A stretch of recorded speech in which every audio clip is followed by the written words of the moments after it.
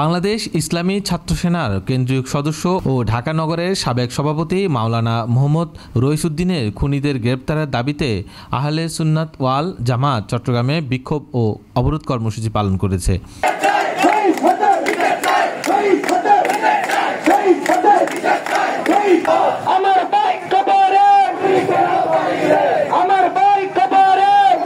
সকালে চট্টগ্রাম নগরীর মুরাদপুর জিসি ও অক্সিজেন মোড় সহ বিভিন্ন স্থানে একাধিক সমাবেশ ও বিক্ষোভ মিছিল করে সংগঠনটির নেতাকর্মীরা।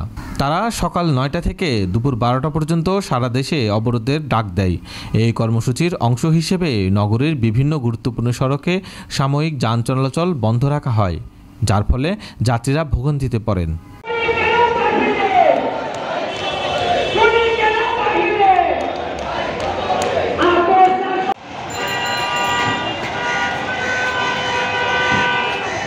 সমাবেশে বক্তারা অভিযোগ করেন, পুলিশ মিথ্যা অভিযোগে রইসুদ্দিনকে গ্রেফতার করে এবং শারীরিক নির্যাতনের ফলে তার মৃত্যু ঘটে।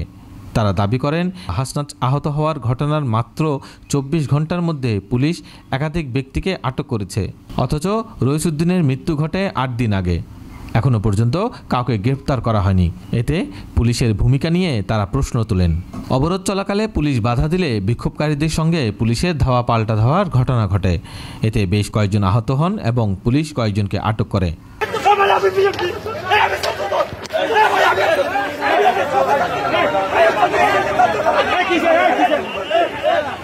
গত ২৬ এপ্রিল শনিবার ঢাকায় ফিলিস্তিনের পক্ষে আয়োজিত একটি সমাবেশে অংশগ্রহণ করে ফেরার পথে পরদিন রোববার সকালে গাজীপুরে বলাৎকারের অভিযোগে রইসুদ্দিনকে প্রকাশ্যে নির্যাতন করা হয়।